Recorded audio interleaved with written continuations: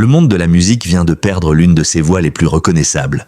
Bonnie Tyler, l'interprète galloise dont le timbre rauque avait traversé les décennies et accompagné plusieurs générations, est décédée à l'âge de 75 ans. L'annonce, confirmée par sa famille et publiée sur les plateformes officielles de l'artiste, a provoqué une immense vague d'émotions parmi ses admirateurs, ses proches et les personnalités qui avaient partagé avec elle la scène ou les studios d'enregistrement. Derrière les chansons devenues légendaires, derrière les refrains puissants repris dans le monde entier, c'est aussi une femme profondément attachée à ses racines et à sa famille qui disparaît. Selon les informations communiquées après sa disparition, Bonnie Tyler est morte le 8 juillet 2026 dans un hôpital situé au Portugal, pays où elle résidait régulièrement avec son époux, Robert Sullivan. Depuis plusieurs semaines, son état de santé suscitait une vive inquiétude. Au printemps, la chanteuse avait été hospitalisée après avoir ressenti de violentes douleurs abdominales. Les médecins avaient alors diagnostiqué une grave affection intestinale nécessitant une intervention chirurgicale en urgence. L'opération avait été suivie de complications importantes,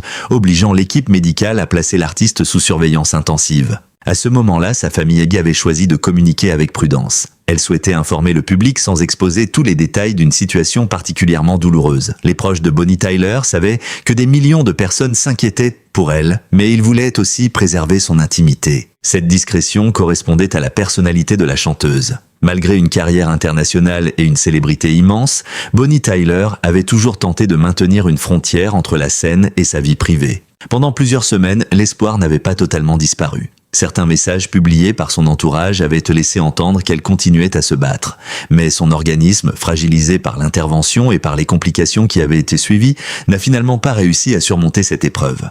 Sa disparition, décrite comme inattendue par ses représentants, a laissé sa famille dans un profond désarroi. Dans son communiqué, celle-ci a exprimé son immense tristesse et demandé que son besoin de calme et d'intimité soit respecté pendant cette période de deuil. L'annonce a provoqué un choc d'autant plus grand que Bonnie Tyler était encore récemment apparue dynamique et enthousiaste. Quelques mois auparavant, elle parlait avec optimisme de sa santé, de son envie de continuer à chanter et du bonheur qu'elle éprouvait toujours lorsqu'elle retrouvait son public. Elle expliquait prendre soin d'elle et conserver une activité physique régulière. Rien ne semblait alors annoncer une dégradation aussi rapide de son état. Cette opposition entre son énergie récente et la brutalité de sa disparition rend la nouvelle particulièrement difficile à accepter pour ses admirateurs. Pendant plus de 5 décennies, Bonnie Tyler avait incarné la force, la résistance et la passion. Sa voix semblait capable de surmonter toutes les blessures. Elle chantait les amours impossibles, la solitude, le désir, l'attente et l'espoir avec une intensité qui donnait l'impression qu'elle connaissait personnellement chacune de ses émotions. Pour comprendre l'ampleur de la perte, il faut revenir aux origines d'une artiste dont le parcours n'avait pourtant rien d'évident. Bonnie Tyler était née le 8 juin 1951 sous le nom de Gaynor Hopkins à Skewen, une petite ville industrielle du sud du pays de Galles. Elle avait grandi dans une famille nombreuse et modeste, entourée de 3 sœurs et de 2 frères. Son père travaillait dans une mine de charbon tandis que sa mère s'occupait de la maison.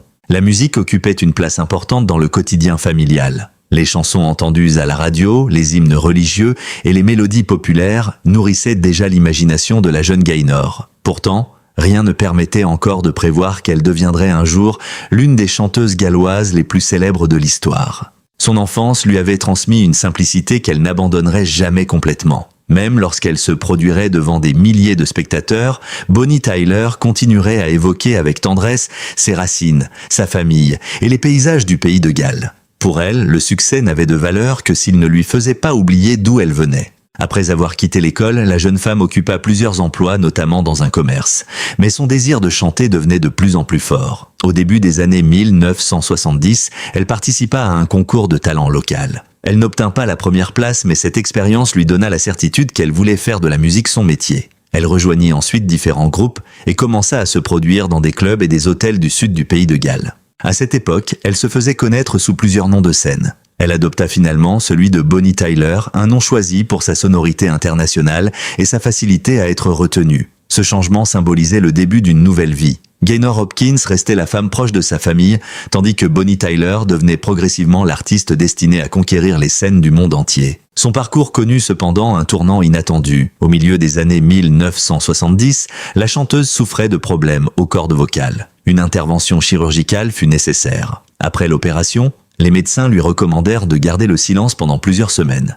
Mais Bonnie Tyler, inquiète et impatiente, ne respecta pas totalement cette consigne. Sa voix changea alors définitivement. Pour beaucoup de chanteurs, un tel événement aurait pu signifier la fin d'une carrière. Chez Bonnie Tyler, il devint paradoxalement le point de départ d'une identité artistique unique. Son timbre, désormais plus grave, voilé et éraillé, ne ressemblait à aucun autre. Cette voix semblait porter les traces d'une blessure, mais aussi une force extraordinaire. Elle pouvait être fragile pendant quelques secondes, puis exploser avec une puissance presque théâtrale. Ce que certains auraient pu considérer comme une imperfection devint sa plus grande signature. Dès les premières notes, le public reconnaissait Bonnie Tyler.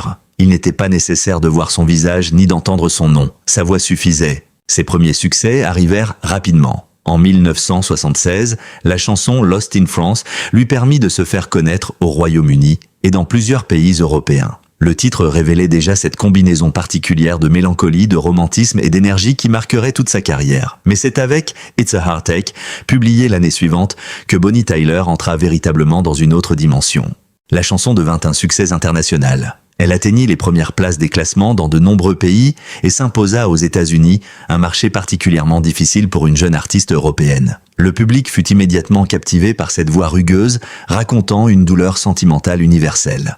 It's a Heartache n'était pas seulement une chanson triste. Elle exprimait la déception amoureuse avec une simplicité et une sincérité qui permettaient à chacun de s'y reconnaître. Bonnie Tyler ne semblait pas interpréter un texte écrit par quelqu'un d'autre. Elle donnait l'impression de confier une blessure personnelle. Cette capacité à transformer une chanson populaire en expérience émotionnelle profonde devint l'une des grandes forces de son interprétation. Mais le succès peut parfois devenir un piège. Après l'immense popularité de It's a Heartache, certains responsables de l'industrie musicale voulurent enfermer Bonnie Tyler dans un style précis. Ils imaginèrent pour elle une carrière essentiellement tournée vers la country pop et les ballades sentimentales. Or, la chanteuse rêvait d'une musique plus ambitieuse, plus dramatique et plus proche du rock. Au début des années 1980, sa carrière traversa une période d'incertitude. Ses nouvelles chansons rencontraient un succès plus limité. Certains observateurs estimaient que son heure était déjà passée. D'autres pensaient qu'elle resterait associée à un seul grand tube. Bonnie Tyler aurait pu accepter cette situation et se contenter de vivre sur sa réputation. Elle choisit au contraire de prendre un risque considérable. Elle souhaitait travailler avec Jim Steinman, compositeur et producteur américain connu pour ses créations monumentales, notamment avec Meat Loaf. Steinman concevait des chansons comme de véritables opéras rock, remplis de ruptures, de crescendo, de chœurs et d'images romantiques démesurées. Son univers correspondait parfaitement à la voix de Bonnie Tyler.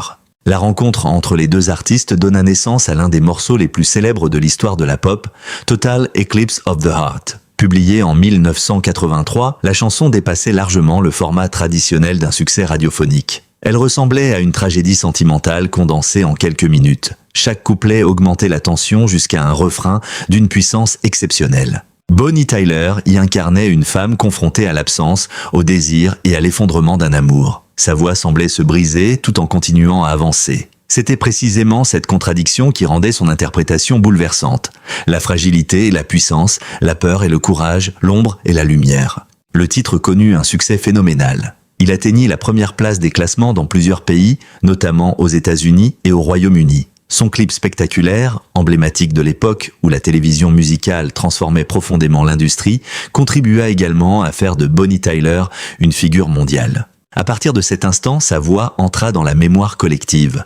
Total Eclipse of the Heart ne fut plus seulement un tube des années 1980. La chanson continua à être diffusée lors de mariages, de spectacles, de soirées, de compétitions télévisées et d'événements populaires. Elle fut reprise, parodiée, réinterprétée et redécouverte par de nouvelles générations. Peu après, Holding Out for a Hero renforça encore son statut d'icône. Avec son rythme rapide et son refrain héroïque, le morceau devint un symbole d'énergie et de dépassement de soi. Utilisé dans le film Footloose, puis dans de nombreuses autres productions, il traversa lui aussi les décennies. Bonnie Tyler était désormais associée à des chansons plus grandes que nature. Elle ne chantait pas à moitié. Tout dans son interprétation semblait intense, l'amour, la peur, le manque, le combat et l'espoir. Cette intensité expliquait pourquoi ces titres continuaient à toucher un public très large, bien au-delà de leur époque d'origine. Cependant, derrière la star internationale se trouvait une femme qui cherchait à préserver une forme de normalité. En 1973, avant même d'atteindre la célébrité mondiale, elle avait épousé Robert Sullivan, ancien judoka et homme d'affaires. Leur mariage traversa les transformations de sa carrière, les longues tournées, les voyages et les pressions liées au succès. Le couple partagea plus d'un demi-siècle de vie commune. Robert Sullivan fut l'un des témoins les plus proches de l'évolution de Gaynor Hopkins devenu Bonnie Tyler. Il connut les débuts modestes, les premiers succès, les périodes de doute et la consécration internationale. Dans une industrie où les relations sont souvent fragilisées par la célébrité, leur longévité impressionnait. Bonnie Tyler parlait régulièrement de l'importance de son mari dans sa vie. Leur résidence au Portugal représentait pour eux un refuge, loin de l'agitation médiatique. C'était un endroit où l'artiste pouvait retrouver une existence plus tranquille, entouré de ses proches et de ses souvenirs. C'est également au Portugal que se sont déroulés les derniers moments de son existence. Ce détail donne aujourd'hui à cette terre familière une dimension particulièrement émouvante. Le pays qui avait été pour elle un lieu de repos et de bonheur est devenu celui de son ultime combat. Après l'annonce de sa disparition, de nombreux artistes ont tenu à lui rendre hommage. Des personnalités du cinéma et de la musique ont rappelé son talent, mais aussi sa générosité, son humour et sa chaleur humaine. Catherine Zeta-Jones, liée à la famille de Robert Sullivan, a évoqué une femme exceptionnelle dont la présence dépassait largement la célébrité. Rod Stewart, Bryan Adams et plusieurs autres artistes ont également salué sa mémoire. Ces témoignages révèlent une réalité que le grand public ne percevait pas toujours. Bonnie Tyler n'était pas seulement une voix spectaculaire. Ceux qui l'avaient rencontrée décrivaient une femme accessible, joyeuse et profondément attachée aux autres. Elle pouvait remplir une salle par sa puissance vocale, mais elle savait aussi écouter, plaisanter et mettre les gens à l'aise. Pour ses admirateurs, la douleur prend une forme particulière. Beaucoup ne l'avaient jamais rencontrée personnellement, mais ses chansons avaient accompagné des moments essentiels de leur vie. Certaines personnes avaient découvert l'amour avec Total Eclipse of the Heart. D'autres avaient trouvé de l'énergie dans Holding Out for a Hero. D'autres encore associaient It's a Heartache à une rupture, à un souvenir familial ou à une époque qu'elles croyaient oubliée. La disparition d'un artiste aimé provoque parfois un deuil intime. Elle rappelle soudainement le passage du temps. En apprenant la mort de Bonnie Tyler, certains admirateurs ne pleurent pas seulement une chanteuse. Ils retrouvent également une partie de leur jeunesse. Une voix entendue dans une voiture, une fête ou une chambre, à une période où la vie semblait différente.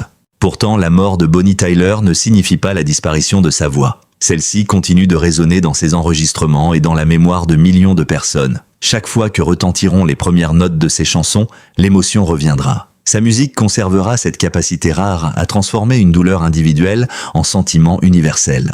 Bonnie Tyler avait bâti sa carrière sur une voix née d'une épreuve. Cette voix imparfaite selon les critères classiques était devenue sa plus grande force. Son histoire nous rappelle qu'une fragilité peut parfois se transformer en identité et qu'un accident de parcours peut ouvrir une route que personne n'avait imaginée. Aujourd'hui, le monde apprend à lui dire adieu. Mais derrière la tristesse demeure une œuvre immense, faite de passion, de courage et de refrains inoubliables.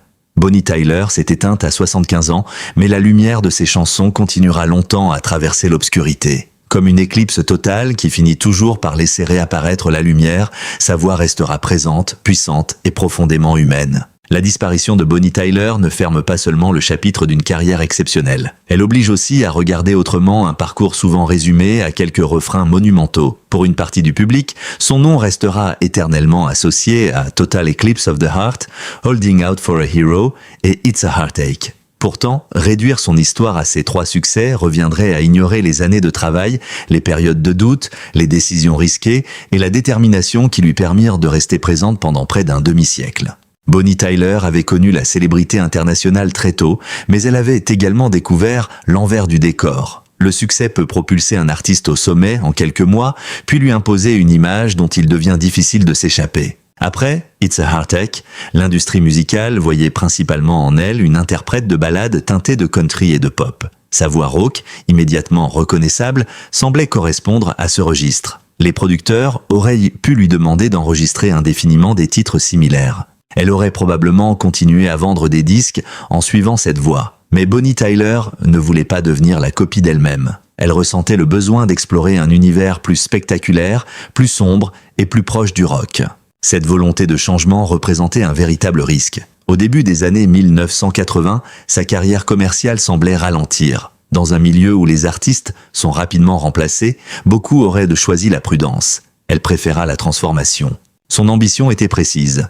Travailler avec Jim Steinman. Le compositeur américain était déjà connu pour son style théâtral et démesuré. Ses chansons ne ressemblaient pas à de simples morceaux destinés aux radios. Elles se développaient comme des récits épiques, avec des pianos dramatiques, des guitares puissantes, des chœurs imposants et des paroles inspirées par les passions humaines les plus extrêmes. Bonnie Tyler comprit que cet univers pouvait révéler une nouvelle dimension de sa voix. Elle ne cherchait pas seulement une chanson à succès. Elle voulait un répertoire capable de mettre en valeur l'intensité de son interprétation. Sa voix possédait cette texture rare qui donnait l'impression d'avoir déjà vécu tout ce qu'elle racontait. Elle pouvait chanter l'attente, l'abandon ou la peur sans jamais paraître artificielle. La collaboration avec Steinman aboutit à l'album Faster Than the Speed of Night, publié en 1983. Le projet marqua une rupture majeure avec ses productions précédentes. Bonnie Tyler y apparaissait plus rock, plus théâtrale et plus audacieuse. L'album associait sa voix à des arrangements puissants qui lui permettaient de passer du murmure à l'explosion émotionnelle. Le morceau central du disque était Total Eclipse of the Heart. Dès sa première écoute, Bonnie Tyler aurait compris que cette chanson possédait quelque chose d'exceptionnel. Elle dépassait largement la structure habituelle d'un titre pop. Sa durée, son intensité progressive et son écriture dramatique auraient pu inquiéter les responsables commerciaux. Pourtant, l'interprète défendit le morceau avec conviction. La chanson racontait moins une histoire précise qu'un état émotionnel. Elle évoquait un amour devenu obscur, une relation dans laquelle le désir et la souffrance étaient devenus indissociables. Le texte avançait par images, répétitions et appels presque désespérés. La voix de Bonnie Tyler transformait ses paroles en véritable confession. Dans les premières secondes, son interprétation semblait contenue, presque fragile. Puis la tension augmentait. Les instruments prenaient de l'ampleur, les chœurs répondaient à sa voix et chaque refrain paraissait plus intense que le précédent. Lorsqu'elle lançait les phrases les plus célèbres du morceau, elle donnait l'impression de lutter contre l'effondrement tout en refusant de céder. Cette manière de chanter était au cœur de son talent. Bonnie Tyler ne cherchait pas la perfection technique froide. Elle privilégiait la vérité émotionnelle. Les aspérités de sa voix, les respirations et les vibrations donnaient au morceau une dimension profondément humaine. Elle ne racontait pas seulement la douleur, elle la faisait entendre. Le public répondit immédiatement. Total Eclipse of the Heart devint numéro 1 au Royaume-Uni, aux États-Unis et dans plusieurs autres pays. L'album connut lui aussi un immense succès. Bonnie Tyler fut l'une des rares artistes galloises à atteindre une telle reconnaissance internationale. Le clip contribua largement au phénomène. Il mettait en scène la chanteuse dans un décor mystérieux, entouré de personnages énigmatiques et d'images parfois surréalistes. Cette esthétique correspondait parfaitement à la démesure de la chanson. À l'époque où les chaînes musicales prenaient une place croissante, l'image devenait presque aussi importante que le son. Le clip de Total Eclipse of the Heart suscita de nombreuses interprétations. Certains y voyaient un rêve, d'autres une représentation de la mémoire ou du désir. Son caractère étrange lui permit surtout de traverser le temps. Des décennies après sa diffusion initiale, il continuait à être commenté, parodié et redécouvert par les internautes. Le succès de ce titre transforma profondément la vie de Bonnie Tyler. Elle passa d'une célébrité déjà importante à un statut d'icône mondiale. Sa voix était diffusée dans les radios, les émissions de télévision et les salles de spectacle de dizaines de pays. Les sollicitations se multiplièrent, les tournées devinrent plus longues et les attentes plus fortes.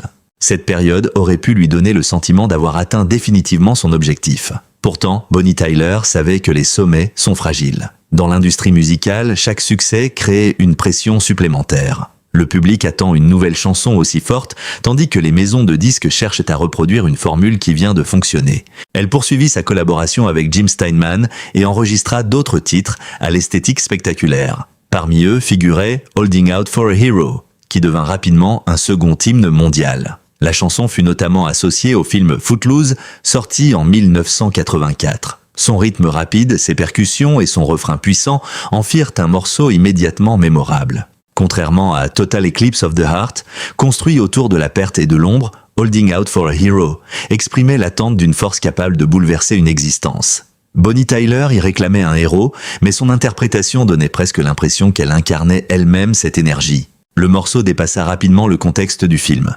Il fut utilisé dans des émissions, des compétitions sportives, des publicités et de nombreuses productions cinématographiques. Il devint une chanson associée à l'effort, à la résistance et à la conquête. Chaque nouvelle utilisation permettait à une génération différente de découvrir la voix de Bonnie Tyler.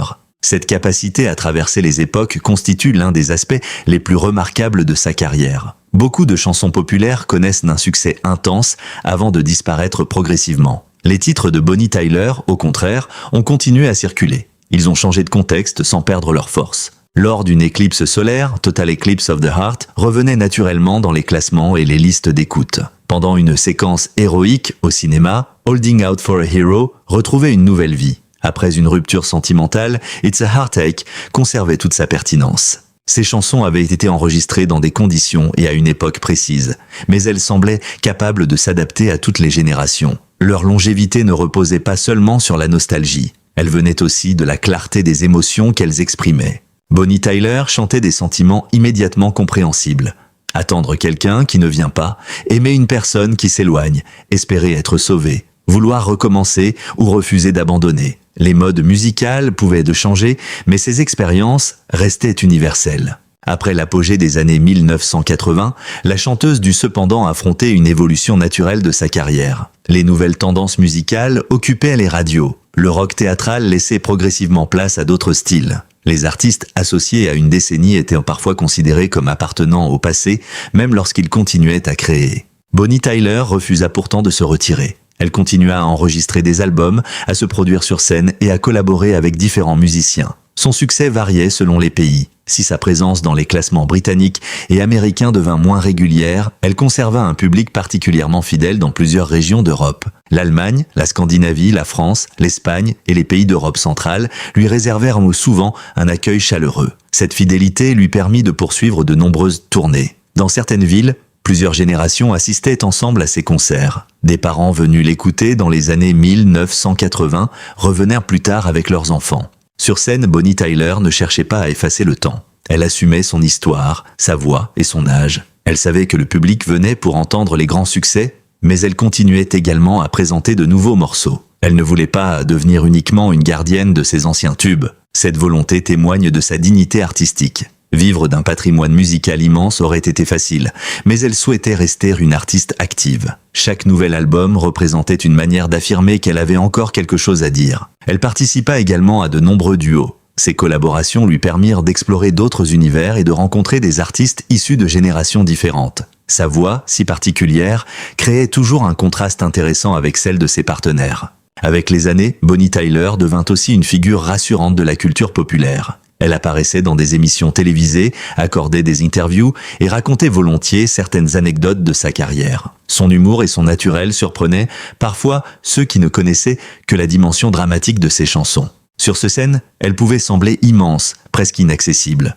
Dans la vie quotidienne, elle apparaissait beaucoup plus simple. Elle parlait de son mari, de sa maison, de ses proches et de ses habitudes avec une franchise désarmante. Elle ne cherchait pas à construire une image mystérieuse. Cette simplicité explique sans doute la profonde affection que lui portèrent ses admirateurs. Ils ne voyaient pas seulement en elle une star des années 1980. Ils avaient le sentiment de retrouver une personnalité sincère, consciente de sa chance et reconnaissante envers son public. Bonnie Tyler ne cachait pas non plus les difficultés de son métier. Elle savait que les tournées pouvaient être épuisantes et que la voix nécessitait une attention constante. Son timbre rauque était devenu sa signature, mais il exigeait un véritable travail de maîtrise. L'histoire de cette voix a parfois été simplifiée. On a longtemps raconté qu'elle était apparue uniquement parce que Bonnie Tyler avait parlé trop tôt après une intervention aux cordes vocales. La réalité semble plus complexe, l'opération et la période de récupération ont bien modifié son timbre, mais son identité vocale reposait aussi sur sa technique, son instinct et sa façon de placer les émotions.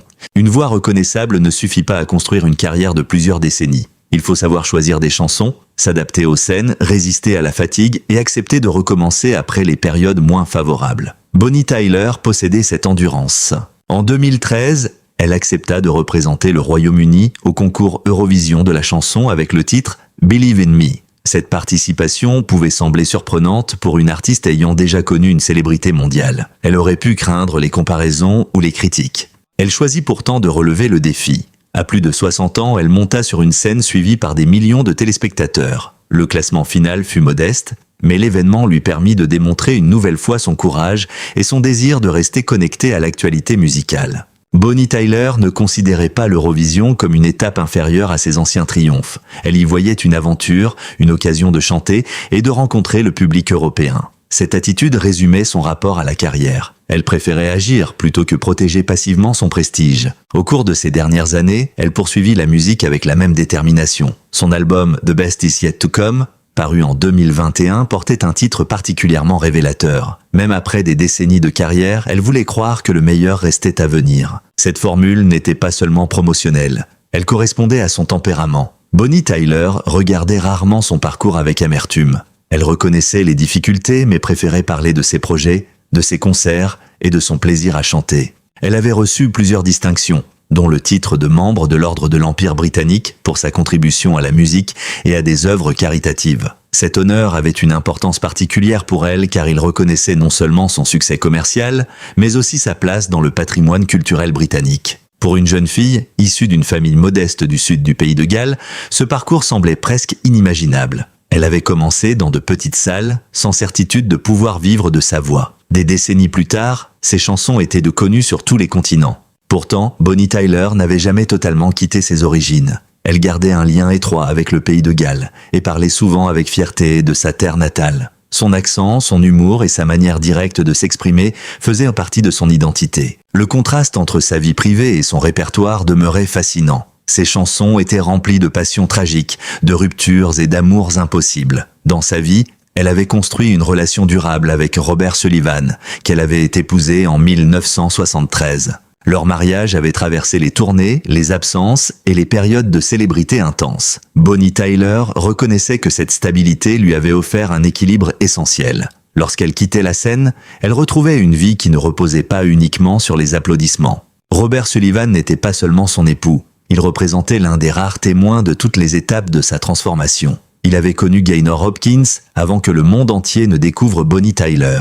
Il avait partagé les incertitudes des débuts et les victoires internationales. Cette relation donnait à son histoire une dimension plus intime. Derrière les foules et les disques vendus, il existait un couple qui essayait de préserver son quotidien. Leur maison au Portugal était devenue un refuge, un lieu où la chanteuse pouvait se reposer entre les tournées. C'est pour cette raison que les circonstances de sa mort ont profondément bouleversé son entourage. Le Portugal était associé à la sérénité et aux souvenirs heureux. Il est désormais également lié aux dernières semaines de son existence. Les hommages publiés après sa disparition montrent à quel point elle avait marqué ses collègues. Rod Stewart, Bryan Adams, Catherine Zeta-Jones et d'autres personnalités ont salué son talent et sa personnalité. Ces réactions ne concernaient pas uniquement les succès musicaux. Elles évoquaient une femme chaleureuse, drôle et généreuse. Pour le public, ces témoignages permettent de découvrir la personne derrière l'icône. Bonnie Tyler avait réussi à conserver une forme d'humanité dans un univers souvent dominé par l'image. Elle ne prétendait pas être parfaite. Elle assumait sa voix, ses choix et les différentes étapes de son existence. La longévité de sa carrière repose sans doute sur cette authenticité. Les artistes les plus durables ne sont pas toujours ceux qui suivent de le mieux les tendances, ce sont souvent ceux dont l'identité ne peut être confondue avec aucune autre. Bonnie Tyler appartenait à cette catégorie. Une seule phrase suffisait pour reconnaître sa voix. Quelques secondes permettaient de retrouver tout un univers.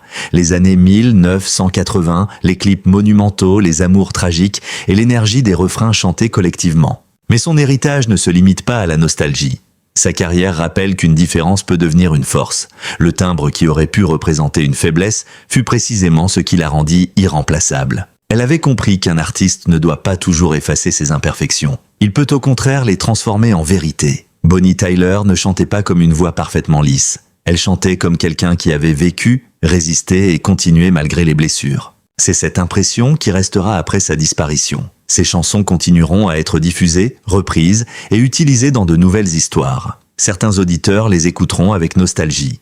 D'autres les découvriront sans connaître immédiatement le visage de leur interprète. Puis, ils entendront cette voix rauque, ardente et vulnérable. Ils comprendront alors pourquoi Bonnie Tyler n'a jamais été une chanteuse ordinaire. Sa mort met fin à une présence physique, mais elle ne peut interrompre ce mouvement. Tant que quelqu'un chantera le refrain de Total Eclipse of the Heart, tant qu'une scène de cinéma fera retentir Holding Out for a Hero, et tant qu'un cœur brisé se reconnaîtra dans It's a Heartache, Bonnie Tyler continuera d'exister. Son histoire ne se termine donc pas dans le silence.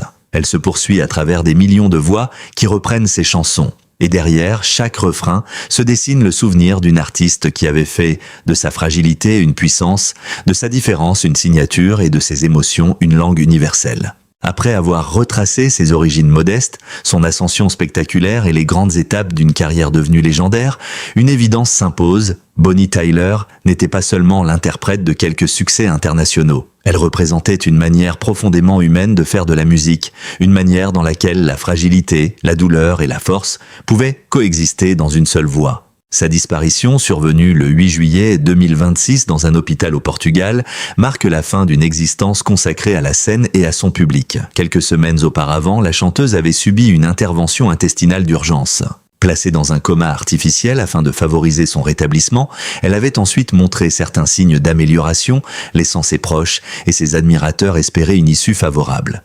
Mais son état de santé s'est finalement aggravé, et son organisme n'a pas résisté aux complications de la maladie. L'annonce officielle a plongé sa famille et son équipe dans une profonde tristesse. Son époux, Robert Sullivan, qui partageait sa vie depuis plus de 50 ans, perdait non seulement une artiste admirée dans le monde entier, mais surtout la femme avec laquelle il avait construit une existence loin des projecteurs. Derrière Bonnie Tyler, la chanteuse spectaculaire, se trouvait toujours Gaynor Hopkins, une femme attachée à sa famille, à ses racines galloises et à cette forme de stabilité qu'elle avait su préserver malgré la célébrité. Pour ses admirateurs, cette disparition semble presque irréelle. Bonnie Tyler avait toujours donné l'image d'une femme combative, enthousiaste et tournée vers l'avenir. Même après des décennies de carrière, elle continuait à enregistrer, à participer à de nouveaux projets et à monter sur scène. Son dernier message musical, associé à la chanson One World, One Home, témoignait encore de son intérêt pour les autres et de sa volonté d'utiliser sa voix afin de défendre une cause humaine. Ce dernier projet donne aujourd'hui une signification particulière à la fin de son parcours. Bonnie Tyler n'avait jamais considéré sa carrière comme un simple exercice de célébrité. Elle croyait à la capacité de la musique à rapprocher les individus, à offrir du courage et à exprimer ce que les mots ordinaires ne parviennent pas toujours à dire. Sa voix avait accompagné des histoires d'amour, des séparations, des victoires, des deuils et des recommencements. Les hommages apparus après l'annonce de son décès confirment l'importance de son influence. Des musiciens, des acteurs, des animateurs et des milliers d'anonymes ont partagé leurs souvenirs. Certains ont raconté leur première découverte de Total Eclipse of the Heart. D'autres ont rappelé l'énergie de Holding Out for a Hero ou l'émotion intemporelle de It's a Heartache. Ces chansons n'appartenaient plus uniquement à leur interprète. Elles étaient devenues une partie de la mémoire collective. Elles avaient traversé les frontières, les langues et les générations. Elles avaient été chantées dans des concerts, des mariages, des émissions télévisées, des films et parfois dans la solitude d'une chambre, lorsque quelqu'un avait besoin d'entendre une voix capable de comprendre sa douleur. L'héritage de Bonnie Tyler réside précisément dans cette proximité. Malgré la puissance théâtrale de ses chansons, elle ne paraissait jamais éloignée de son public. Sa voix n'était pas lisse ni inaccessible. Elle portait des aspérités, des blessures et une vérité qui donnait l'impression qu'elle chantait pour chacun personnellement. Ce timbre rauque, devenu sa marque de fabrique après une opération des cordes vocales, aurait pu être considéré comme un obstacle. Bonnie Tyler en fit une identité. Elle démontra qu'une imperfection pouvait devenir une force et qu'un événement difficile pouvait modifier une destinée sans nécessairement la détruire. Son parcours constitue ainsi une leçon de persévérance. Elle connut les premiers succès, les périodes de doute, les changements de mode et les classements moins favorables. Pourtant, elle ne renonça jamais à son métier. Elle continua à enregistrer et à se produire, même lorsque l'industrie musicale semblait davantage tournée vers de nouveaux visages. Elle n'avait pas besoin de rester constamment en tête des classements pour conserver sa place dans le cœur du public.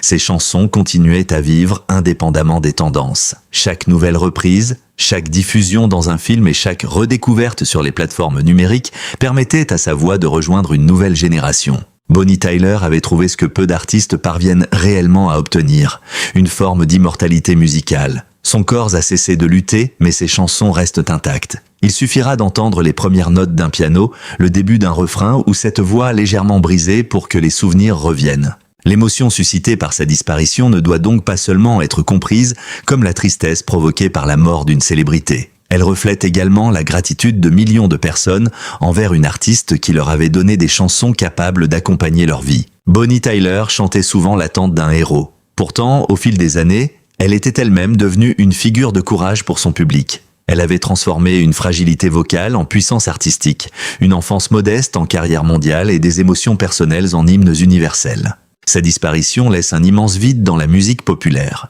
Mais elle laisse également un héritage lumineux, celui d'une femme restée fidèle à sa voix, à ses racines et à son public jusqu'au dernier chapitre de son existence. Aujourd'hui, le rideau tombe sur sa vie, mais pas sur son œuvre. Total Eclipse of the Heart continuera à résonner lorsque les cœurs chercheront à exprimer une douleur trop grande. Holding Out for a Hero continuera à donner du courage à ceux qui refusent d'abandonner. Et It's a Heartache continuera à rappeler que certaines blessures sont universelles. Bonnie Tyler s'est éteinte à l'âge de 75 ans, mais sa voix ne disparaîtra jamais réellement. Elle restera dans les souvenirs, dans les disques, dans les images de ses concerts et dans la mémoire de tous ceux qu'elle a touchés. Une voix aussi singulière ne s'efface pas. Elle continue à vivre chaque fois qu'une chanson est écoutée, partagée ou chantée. Reposez en paix, Bonnie Tyler. Merci pour ces décennies de musique, de passion et d'émotion. Merci d'avoir montré que les blessures peuvent devenir une force et que la voix la plus imparfaite peut parfois devenir la plus inoubliable. Et vous, quelle chanson de Bonnie Tyler a le plus marqué votre vie? Partagez votre souvenir dans les commentaires afin que nous puissions lui rendre hommage ensemble. Si vous avez apprécié cette rétrospective et souhaitez découvrir d'autres histoires consacrées aux grandes figures de la musique et du cinéma, pensez à vous abonner à la chaîne, à activer la cloche de notification et à partager cette vidéo avec vos proches. Votre soutien nous permet de continuer à raconter avec respect les parcours, les épreuves et l'héritage des artistes qui ont marqué plusieurs générations.